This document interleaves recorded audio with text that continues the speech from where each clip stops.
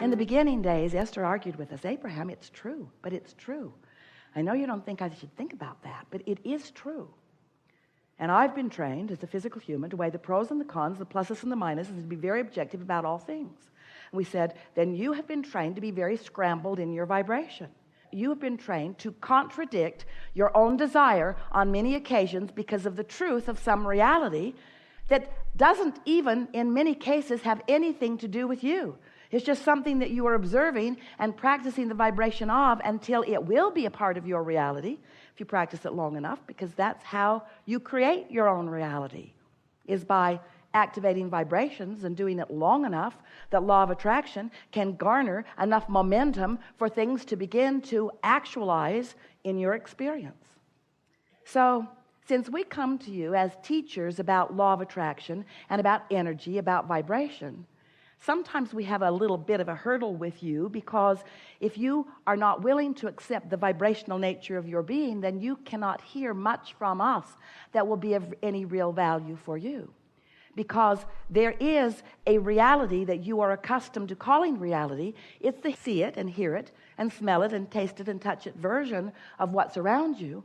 But we want to call your attention to a vibrational reality that exists also, that perhaps has not manifested into the full version of the see it and hear it and smell it and taste it and touch it. And if we can get you, just for a little while, to focus upon the vibrational reality, then you can begin to achieve a vibrational focus that is steady enough, chronic enough, that it becomes a belief within you, and then it must move from that vibrational reality into this tangible reality. We've been saying this to you in lots of different ways over time. Many of you followed us right along. We said, you're vibrational. In time you said, okay. You're not ever going to stop saying it, so okay, all right already. We accept it. And then we began telling you that you are more than you are in this physical body, which was not so hard for many of you to understand, because you've been talking about souls and God. You get it. It's just logical. You can't look around this magnificent planet and not acknowledge that there's more going on than just what you're thinking about right here. You're lovely, but you've not scraped enough dirt together to launch it into orbit and make another moon. In other words, you have not figured out that kind of creativity, because that's not what the creativity that you are about is here. So most of you accept that there is something beyond what you are, but we want to convince you that you are the extension, the leading edge creative extension of all of that. And when that begins to come together for you, when you accept that you are an extension of source energy, and that source energy is expanding through that which you are, and that the harmony or the unity between you and the source within you is really what you are looking for in terms of fulfilling your life's purpose and living happily ever after, and just having a good time now, and a good time now, and a good time now. So you have this vibrational reality that we call your vortex, and we convinced some of you in time that everything that you have become is in that vibrational version of that which you are. And some of you listened along happily. Some of you became annoyed with us right from the beginning. All right, Abraham, get in the vortex, you say. Get in the vortex, get in the vortex, get in the vortex. All right, already. How do I do that? And after a while, we began explaining to you that this vortex version of you will move into your manifested reality, that it is a process of you lining up. Step 1 is you launch the rocket. Step 2 is the vortex assembles and source tends to it. Step 3 is, now that the vibrational version of what you ask for and what you've become does exist, now your work is to allow it to be a manifested reality for you. Not just for you to embrace and adore and enjoy, but for others around you to experience with you too. So then your logic began progressing to the point that you were saying things to us vibrationally and audibly like, all right, Abraham, I like the idea of all that money being amassed for me in the vortex. but I would like to get it out of the vortex and into my bank. How can I turn these thoughts to things? That was Jerry's expression years ago, turning thoughts to things. How does that happen? How do thoughts turn to things? And more important, how do I control the thoughts that turn into the things that I want to turn into the things that I want? And we say, you have to accept this vortex version of all that is wanted that you have put there. And you have to learn to tune yourself to this vibrational, vortexual version. And when you do it, when you hold steady on those frequencies, not long enough, but consistently enough, it's the absence of the resistance that you're really going for. I want it, but doesn't get you very far. I want it, but I want it, but I want it, but I don't have it. I want it, but it's hard to get it. I want it, but no one else thinks I should have it or that I can have it. I want it, but that gets you nowhere. That's truncated almost the moment that you are launching it, except that it isn't really stopped when you launched it. It is continued when you launch it and continues to become now that you have launched it. The question is, where are you, dear heart, in vibrational proximity to all that you've asked for and that all that you have become? So when we talk about law of attraction, we have to talk about it in terms of what it is, which means, law of attraction means, that which is likened to itself is drawn. That which is likened to itself is drawn. It's like the vibrational frequencies that you know about radio signals. You set your tuners to the frequencies of the transmitters. That way you hear it. That way it translates into the physical equivalent that you can realize. You following us? And this is the same thing. You have to set your tuner, your vibrational tuner, which is indicated to you by your emotions. So have we convinced you so far? Have you been listening to us long enough? Do you accept that you are a vibrational being living in a vibrational universe? And that law of attraction is managing the vibration, and that you have a point of attraction worth understanding and worth projecting deliberately. Well, if you've come that far, then everything is going to be easy for you. There's just one more piece that is essential that we want you to be able to emphatically say yes to. Do you care about how you feel? Yes. Because that's the piece right there. That's the piece that matters the most.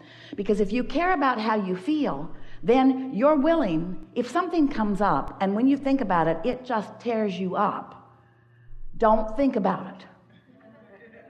But then you say, Abraham, you crazy ghost. I cannot think about that because it's big. It matters to me. It's big. It's big. Don't ask me to not think about something that I care so much about that is so big. And we say, we know, we get that. So find a way to think about it that doesn't hurt you. Find a way to think about it that you can live with. Find a way to think about it that feels better. Try to find relief about that. Now, what? Well, you can do it by getting more general. Because when you think about, oh, what am I going to do about this? How can I fix this? Oh, this is out of my control. I don't know what to do. As you flail around in those kinds of thoughts, you just hold yourself in vibrational discord to the very desire that the situation has given birth to within you. When you think about how it happened, what caused it, you get all balled up in that. And you can spend endless hours and days, weeks, months, years. You can spend lifetimes focused upon details that just get you all vibrationally out of whack. And yet you're detailed oriented. We know you are. You like to be. We want you to be. We just don't want you to get into the details of the things you don't want, just the details of the things that you do want. Now, we know that scrambles your brain a little bit, but here's what we really are saying to you. There is momentum in everything because law of attraction sees to it. So when you think a thought and you stay focused on that thought, momentum grows on that thought. That thought becomes faster and therefore more detailed. So the more you focus upon something, the more detail it begins to generate within you. So if a problem has manifested for you or someone you care about, and you're focused upon the what is of that problem, as you're focused upon the what is of that problem, there's enough momentum in that thought that it's difficult. We would even say not likely. We would even say not probable. We would even say not possible. When a thought has a lot of momentum and you care about it, it's not possible for you to take your attention away from it. So Abraham, what are you saying? You just said think about what we want, not about what we don't want. Now you've just said sometimes what you don't want is so big that you can't not think about it. How are you going to get out of this one, Abraham? Because you have the ability to think about it in softer terms. You have the ability to think about it in terms of energy. You have the ability to think about it in terms of vibration rather than in terms of detail. But you got to give yourself an opportunity to break the momentum, which means you got to take a nap. When you sleep, momentum stops. You could pick it up right where you left off, and often do, usually do, most always do, but you don't need to. You could wake up because for a moment the momentum stopped, and you could choose a better feeling thought if you thought about choosing a better feeling thought, and if you care about feeling good. You see what we're getting at? When you meditate, when you quiet your mind, you stop the momentum of thought. You have a better opportunity to get it off in the direction of what you mean to, you see. So you have to set your tuner to the frequency of what's being broadcast from your vortex. Your inner being stands there. That which you want to call God is there. And all that you've amassed vibrationally is there. All the momentum that you have brought to where you are, which includes everything that you were coming into this experience and all of the wonderful things that you've added to it since, are all vibrationally queued up, ready for you to discover and maintain the frequency of it long enough that momentum can build to the extent that it can manifest into your experience. That's the best way we have of explaining to you how thoughts turn to things.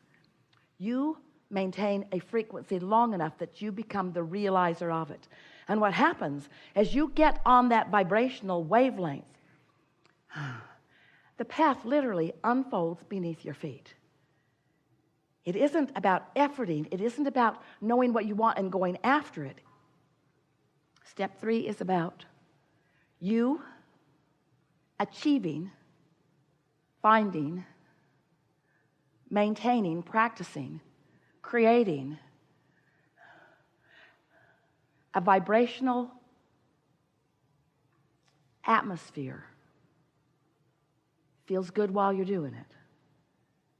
That allows what's in your vortex to be realized by you. Following that? I think you are. It's the best we've ever said it. It's the clearest you've ever heard it. And it's everything that matters to you.